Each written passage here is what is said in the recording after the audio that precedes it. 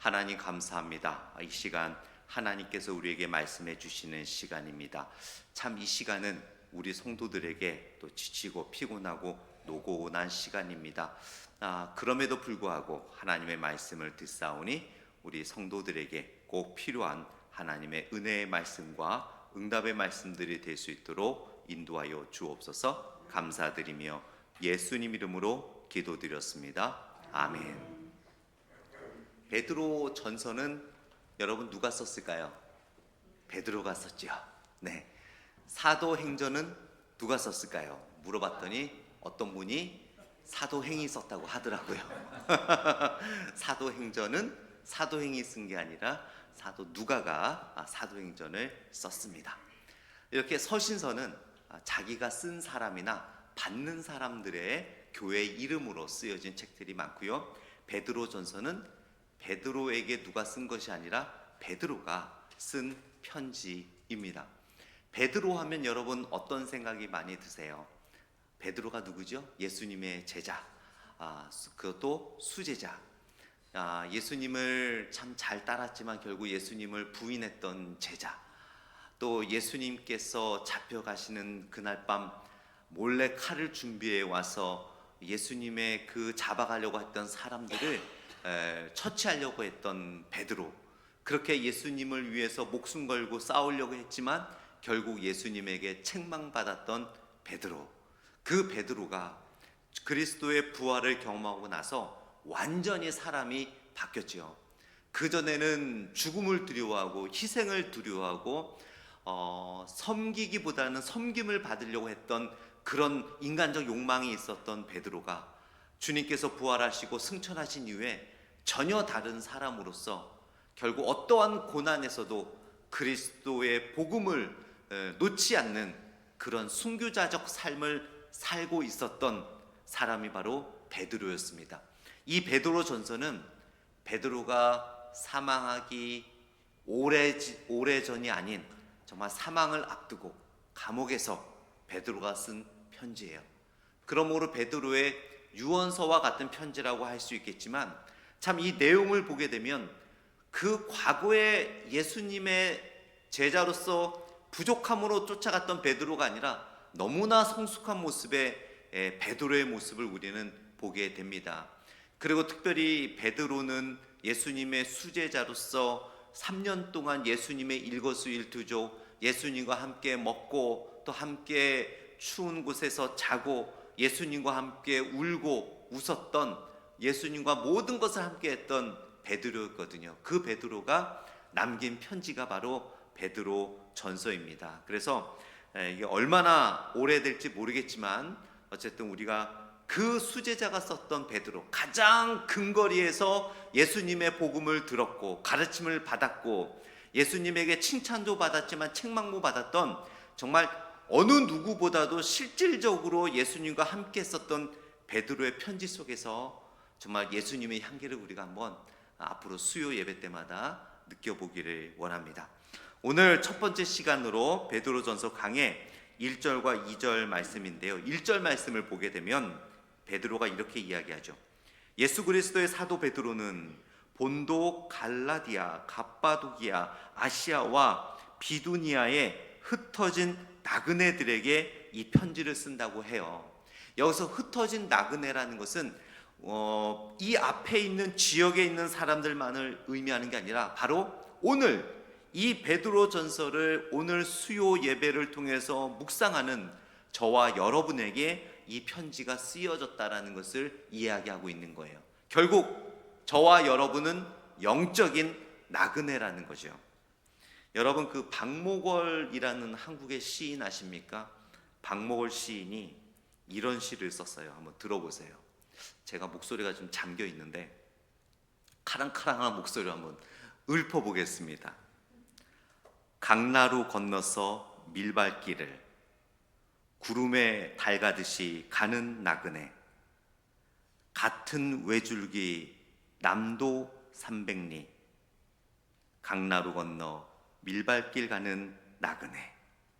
이 박목월 시인이 쓴 나그네라는 시거든요. 그런데 여러분 그 어느 나라든 문학 작품에는 그 그 시대의 정서와 그 나라의 문화와 그 나라와 문화의 사상이 깃들어져 있는 것이 문학이에요.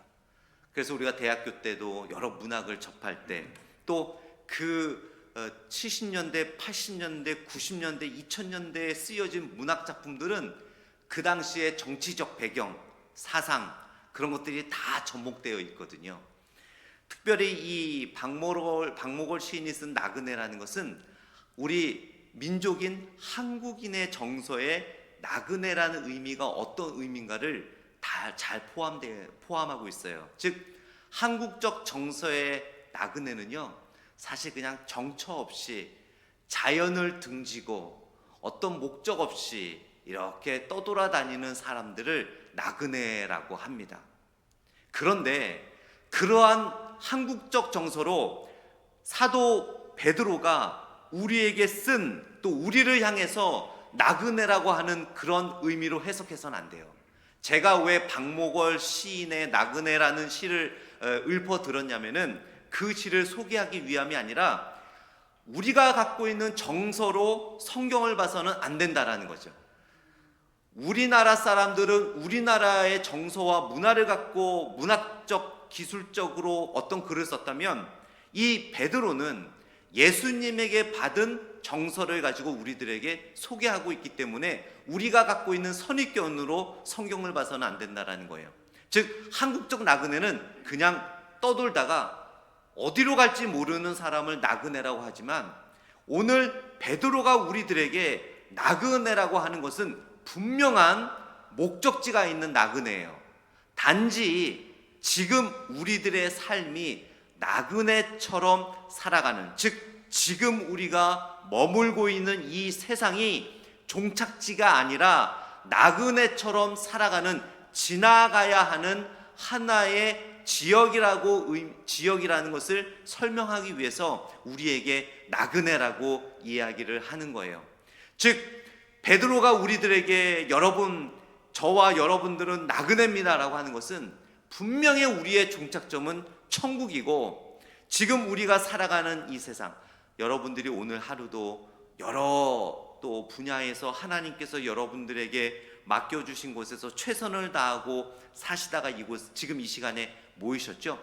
물론 우리가 땀 흘리며 최선을 다하고 살아가지만 그곳 또한 우리가 지나가야 되는 곳이라는 거예요. 즉 베드로는 우리들에게 이렇게 설명을 하는 겁니다. 이 땅과 천국이 있는데 이 우리들의 세상과 천국을 향해서 이어져 있는 다리가 바로 지금 우리가 매일매일 살아가고 있는 삶이라는 거예요. 자, 여러분, 절벽과 절벽 사이에 다리가 있다고 생각해 보세요. 그 다리 위에 나의 모든 것을 걸고 나의 인생과 나의 지식과 나의 전 재산을 걸고 최고의 집을 거기다 짓고 최고의 보물을 절벽과 절벽 사이에 있는 그 다리 위에다가 모든 것을 걸고 짓거나 거기에 두는 사람이 있을까요? 없어요.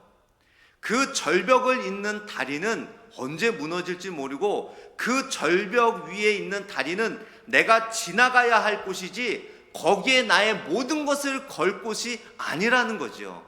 우리의 모든 것을 걸 곳은 다리를 지나 건너 그 목적지에다 우리의 모든 것을 걸어야 된다라는 거예요.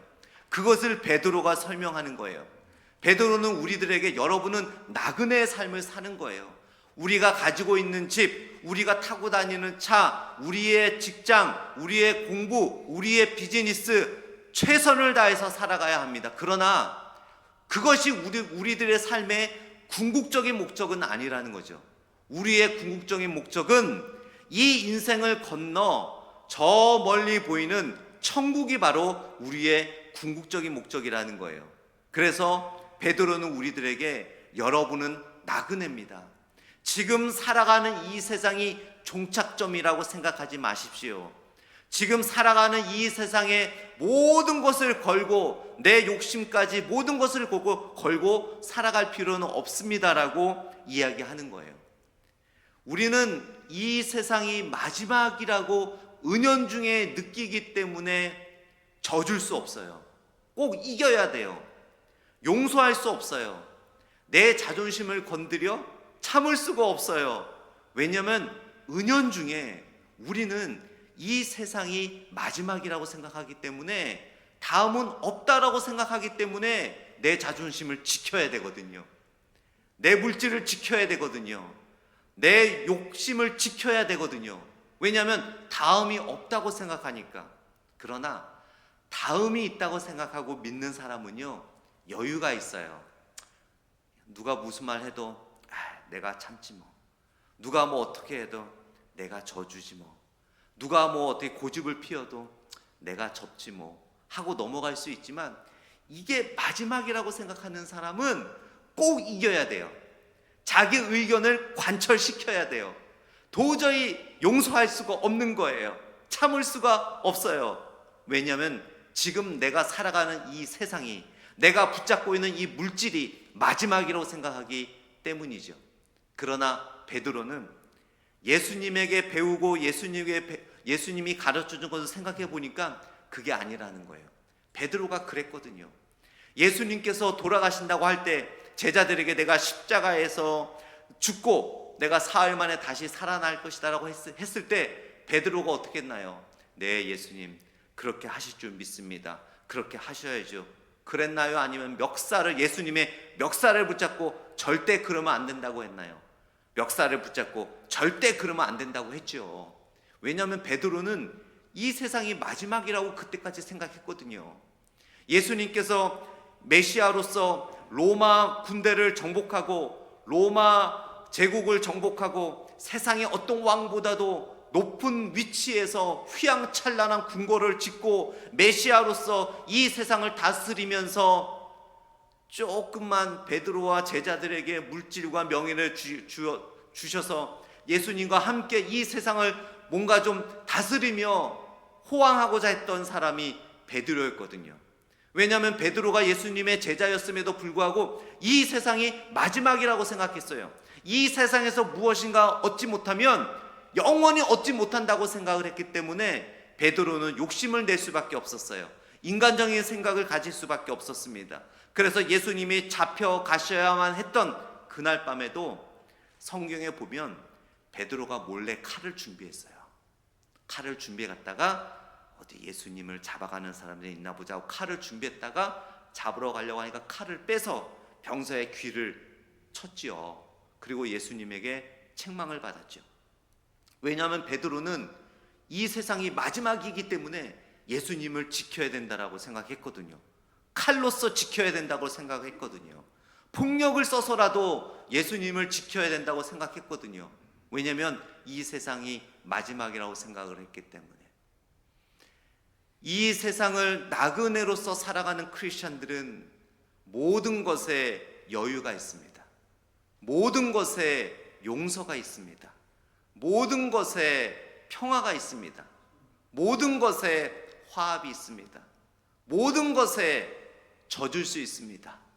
왜냐하면 여기서 져준다고 끝이 아니기 때문에, 여기서 조금 잃어버린다고 다 잃어버리지 않는다는 걸 알기 때문에, 여기서 내가 자존심 좀 상하고 여기서 내가 조금 억울함을 당한다 하더라도 그게 끝이 아니라는 것을 알기 때문에 천국을 향해서 가는 나그네는 여유가 있어요.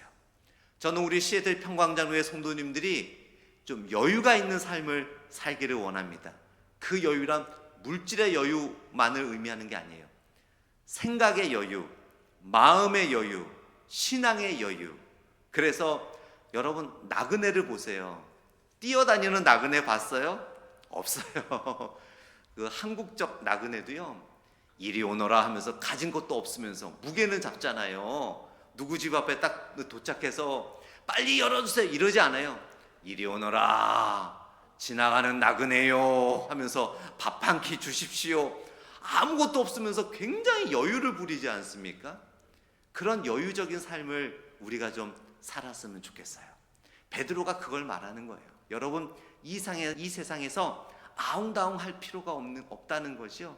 왜냐하면 이거는 나그네, 지나가는 것, 절벽과 절벽을 잇는 다리일 뿐, 여기서 우리가 모든 것을 올인할 필요가 없다라는 것을 베드로는 나그네요, 기억하십시오. 여러분들은 나그네지 여기서 끝나는 분들이 아닙니다라고 오늘 본문을 통해 이야기하고 있습니다. 그러면서 그냥 나그네가 아니에요.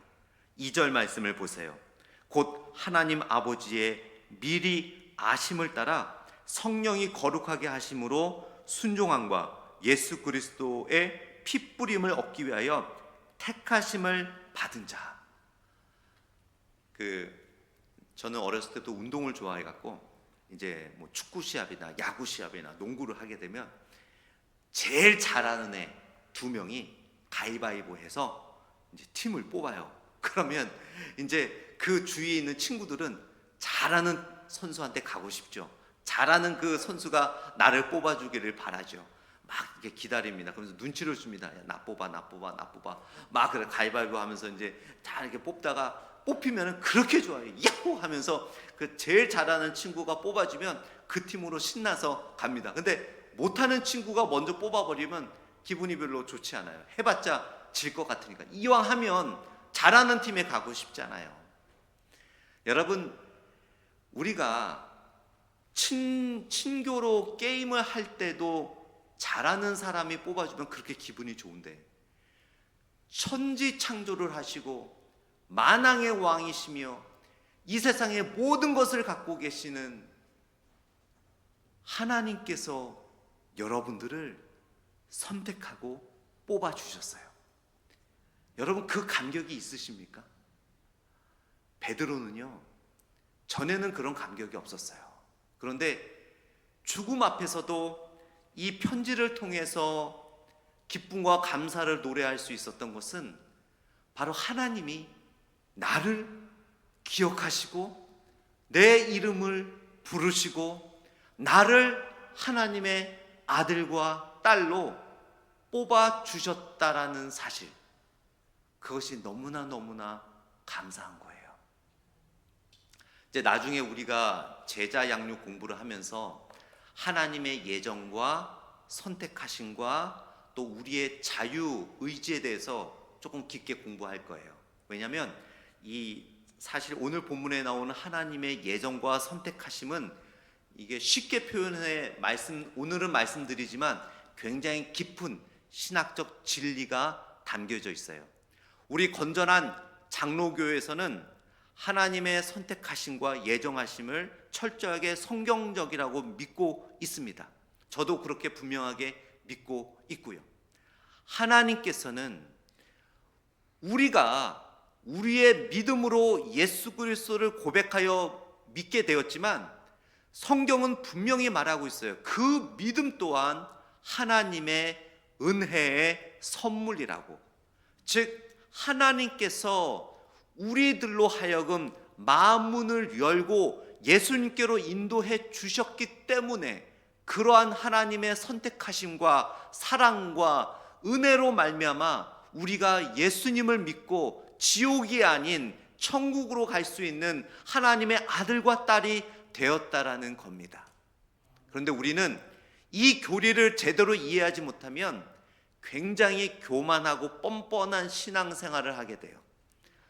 내가 주일날 헌금 내고, 내가 열심히 교회에 사역해서 내가 직분 받았고, 나 정도 이렇게 신앙생활 열심히 하면 됐지 뭐 하고 교만해져요. 우리가 한 게 아닙니다. 하나님께서 우리의 마음을 열어주셔서 예수님을 믿도록 인도해 주셨기 때문에 우리는 예수님을 믿게 되는 거예요. 그런데요, 구원에는 거기에 하나님은 우리가 예수님을 믿고자 하는 그 의지를 도구로 사용하셔서 예수님을 믿게 해주신 거예요. 그냥 하나님의 선택과 예지와 은혜만 믿고 있는 분들은요, 전도하잖아요. 이런 말이에요. 저도 성경 알아요. 뭐 어차피 하나님이 선택한 사람은 때 되면 믿게 될 거고, 선택받지 못한 사람은 믿으려고 해도 안 믿게 되는 거고. 잘못된 이해죠. 하나님은요, 우리를 예수님께로 인도하시지만 예수님을 믿고자 하는 우리의 의지를 도구로 사용하셔서 예수님께로 인도해 주시는 은혜를 베풀어 주시는 거예요. 따라서 복음을 들어도 마음을 닫고 있고, 나 예수 안 믿어요, 나 교회 안 가요 하는 분들은 하나님께서 예수님께로 인도해 주시는 은혜의 그 선물을 경험할 수가 없는 거예요. 하나님은 우리가 헌신하고자 하는 그 도구, 하나님 앞에 나아가고자 하는 도구, 하나님 예수 그리스도의 모습을 닮아가고자 하는 그 노력이라는 도구를 통해서 여러분들을 예수님의 제자로서 만들어가고 여러분들을 성숙한 그리스도인으로 만들어 가시는 거예요. 그 모든 것 하나님의 사랑으로, 하나님의 예정하심으로, 하나님의 선택하심에 의해서 이루어진다라는 것입니다. 그래서 여러분, 정말 여러분 어쩌면 이 수요일 날 기쁨으로 나오신 분도 계시지만 어쩔 수 없이 나오신 분도 있을 수도 있어요. 참 피곤하고 힘들고, 이거 또 교회 수요 예배 안 나가려고 하니까 또 체면도 있고 해서 어쩔 수 없이 나오신 분도 있지만, 여러분 이 가운데서도 우리는 하나님 앞에 감사해야 될 것이 있어요. 힘들게 나왔더라도, 기쁨이 조금은 떨어진다 하더라도 여러분이 이 자리에 나와 하나님께 찬양하고 기도하고 말씀 들을 수 있는 것 또한 하나님의 인도하심이 있다라는 거예요. 그것에 우리는 감사하고 하나님의 은혜에 고마움을 표현해야 될 줄 믿습니다. 그렇게 베드로는 얘기하는 거예요. 하나님의 택하심을 우리는 받았다라고 이야기를 하지요. 그러면서 베드로가 말하기를 거룩하게 하심으로, 즉 거룩하다라는 것은 세상과 구별된다라는 거죠. 성령의 거룩하게 하심이라는 것은 바로 성화적인 삶을 이야기하는 거예요. sanctification.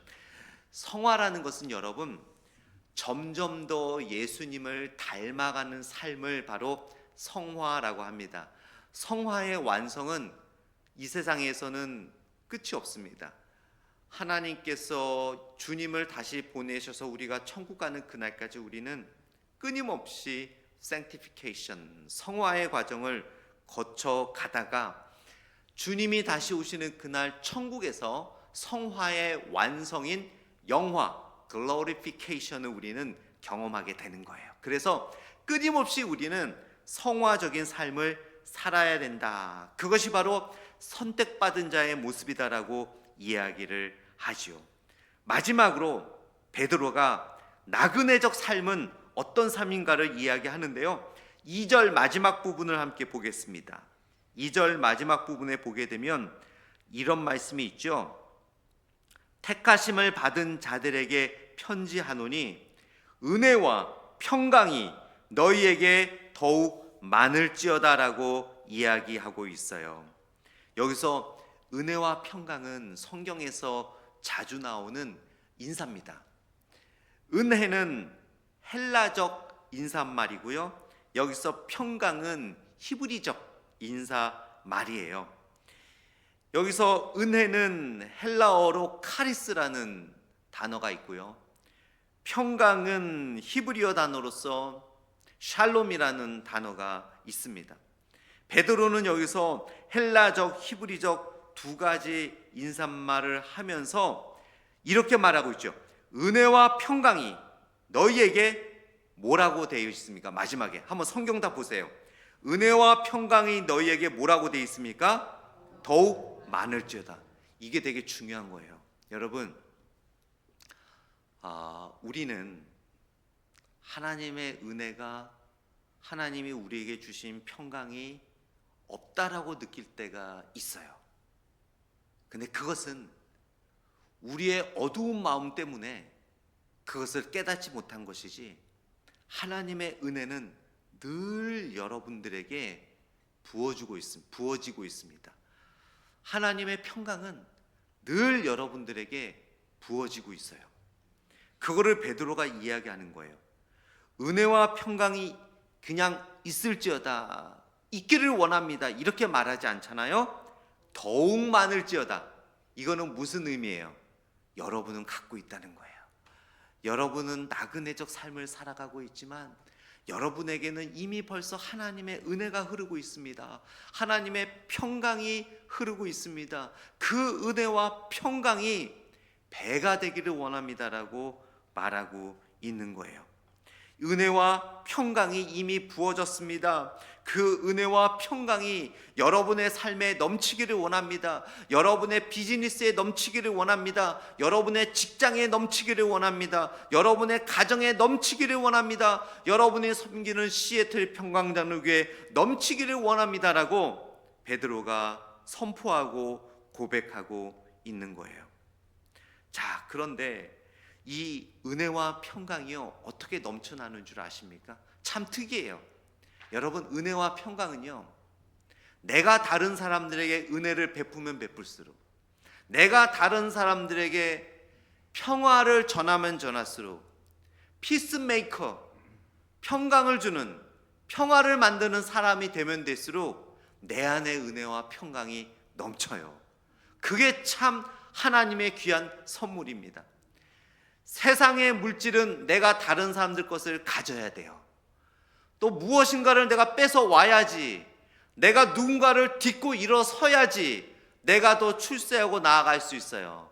그런데 하나님이 우리에게 부어주신 은혜와 평강은요, 나눠주면 나눠줄수록 그것이 배가 되는 거예요. 여러분, 한번 그 진짜 어떤 사랑이나 도움이 필요하신 분들에게 여러분이 조금 버거울 정도로 사랑과 도움을 한번 베풀어 보세요. 하나님의 은혜가 느껴져요. 정말 나와 비슷한 사람이지만 내가 희생하면서 그 사람을 한번 도와주게 되잖아요. 나에게 베풀어 주신 그 십자가에서 예수님의 그 은혜와 사랑을 느낄 수 있어요. 다툼과 시기와 질투가 있는 곳에 내가 피스메이커, 평화를 전하는 사람이 되어 보시잖아요. 내 안에 하나님이 주시는 평화가 넘쳐요. 가정에 평화스러워지고, 비즈니스가 평화스러워지고, 직장이 평화스러워지고, 관계가 평화스러워져요. 남에게 은혜를 기다리거나 남이 먼저 나에게 평화를 주기를 기다릴 때 결코 우리는 은혜와 평화를 누릴 수가 없어요. 하나님이 우리에게 부어주시는 선물은요, 바깥에서 오는 게 아니에요. 내 것을 나눠줄 때 더 풍성해져요. 저도 사실 부족한 사역자들은 아무리 교회에서 많이 서포트를 해줘도 늘 부족해요. 왜냐하면 저도 늘 누군가를 도와주는 걸 되게 좋아하거든요. 그러니까 뭔가 들어오면 이거를 어떻게 도와줄까를 저도 먼저 생각을 해요. 아는 선교사님들, 또 힘든 또 사역자들, 아는 분들, 그래서 늘 부족한 삶을 살지만 이 도와주는데 영적인 중독이 돼요. 말이 좀 이상한데 왜 그러냐면, 도와주면 도와줄수록 나는 외적으로 힘들어질 수는 있지만 그 빈 공간에 하나님이 더 큰 은혜를 부어주시거든요. 여러분, 이거는 정말 베푸는 사람만이 느낄 수 있어요. 꼭 물질만을 의미하는 게 아니에요. 사랑과 희생과 섬김을 베푸는 사람이 그 안에 그리스도의 참된 섬김을 더 느낄 수가 있는 거예요. 왜 그런 줄 아십니까? 우리의 속 사람에 있는 것들을 비우면 비울수록 하나님은 그곳에 하나님의 은혜로 채워주시기 때문이에요. 이게 진리입니다. 자꾸 세상 것으로 채우려고 하면 하나님은 그곳에 채워주지 않으세요. 비우면 비울수록 하나님은 그곳에 은혜와 평강으로 채워주시기 때문에 더 큰 은혜와 평강을 누릴 수 있어요. 그래서 여러분, 정말 그런 것 같아요. 이렇게 있는 사람들도 많이 도와주지만 정말 빠듯하게 사시는 분들이 도와주시면서 하나님의 은혜와 사랑을 고백하는 경우들을 참 많이 봅니다. 그래서 신앙생활은요, 여러분, 제가 이제 그 평신도 신앙성장 세미나를 할 때 이 말을 꼭 하거든요. 여러분, 우리의 신앙생활은 조금 버겁게 하십시오. 헌금도 조금은 버겁게 하십시오. 예배 출석도 조금은 버겁게 하십시오. 기도도 조금은 버겁게 하십시오. 헌금을 해도 내가 헌금을 했는지 안 했는지 모를 정도로, 예배를 드리러 참석을 해도 내가 교회를 갔다 왔나 모를 정도로, 내가 기도를 함에도 불구하고 내가 기도를 했나 안 했나 모를 정도로 하면 절대 신앙은 성장하지 못합니다. 우리의 육체도 마찬가지예요. 우리의 건강도 여러분, 이 몸의 근육이라는 것은 솔직히 말씀드리면 근육을 살짝씩 상처를 내는 거거든요. 근육을 찢어뜨리는 거예요. 그것이 붓고 건강해지면서 근육이 생기는 거예요. 그렇듯이 우리 신앙생활도 마찬가지예요. 제가 이제 여러분들에게 조금씩 막 급하게 버겁게 하면은 목사님 막 저 미워할까 봐 그렇게 못하고, 여러분도 모르게 조금씩 신앙생활을 조금씩 버겁게 해드릴 거예요. 왜냐하면 그래야 신앙이 성장됩니다. 그래야 여러분들이 예수님을 닮아가는 제자임을 깨닫게 돼요. 제가 이 이야기를 했더니 나중에 이제 피드백이 와요. 오면은 목사님들도 그렇고 성도들도 그렇고 정말 그렇게 하니까 자기의 신앙생활이 달라졌다라는 거예요. 진짜 예수님의 은혜를 느낄 수 있다라는 거예요. 진짜 예수님의 평강을 누릴 수 있고, 이제야 예수님의 제자로서 살아가는 것을, 그 참맛을 누릴 수 있다라는 거예요. 여러분도 이제부터 조금은 버겁게 하세요. 뭐든지, 그것이 헌금이든 기도하는 시간이든 예배 참석하는 것이든 늘 똑같으면 절대 성장할 수 없습니다. 조금씩 버겁게 해 나갈 때 여러분의 신앙은 놀라울 정도로 성장해 가고 있음을 깨닫게 되는 거예요. 그것을 베드로가 얘기하는 거예요. 은혜와 평강이 점점 더 배가 되시기를 원합니다. 그러기 위해서는 여러분이 먼저, 그래도 수요 예배 나오실 분들이라면 어느 정도 믿음이 있는 분들이잖아요. 그렇죠? 우리 시애틀 평강장로교회에서 수요 예배에 참석할 정도라면 어느 정도 믿음이 있는 분들이기 때문에 그래도 참석한다라고 저는 생각합니다. 그나마 조금 버겁게 신앙생활 하시는 분들이라서 신앙이 충분히 더 성장할 수 있는 가능성이 있는 분들이라고 보여요. 여러분들이 먼저 우리 시애틀 평강장로교회에 은혜와 평강을 전하는 전도사들이 되기를 원합니다. 여러분들의 발길이 닿는 곳곳마다, 여러분들이 참석하는 회의 때마다, 여러분들이 참석하는 모임 때마다 서로 질투와 미움과 시기와 무관심이 아니라 사랑과 기쁨과 정말 하나님이 주시는 은혜의 하하호호 기쁨이 넘쳐나는, 웃음이 넘쳐나는, 은혜와 평강이 넘치는 그러한 모임과 그러한 단체들로 만들어 가시는 여러분들이 되시기를 원합니다. 따라서 우리는 나그네로서 말씀을 맺겠는데요, 베드로는 저와 여러분이 나그네라고 이야기하고 있어요. 여러분, 우리는 지금 살아가는 것은 절벽과 절벽을 이어가는 다리 위의 인생입니다. 어느 누가 다리 위에다가 모든 걸 투자합니까, 여러분? 아니에요. 이 다리는 빨리 지나가고 난 다음에 저곳에다가 투자를 해야지요. 그곳이 어디예요? 천국입니다. 우리는 천국을 바라보고 살아가는 거예요. 또한 우리는 은혜와 평강을 전하는 전도사들이 되어야 될 줄 믿습니다.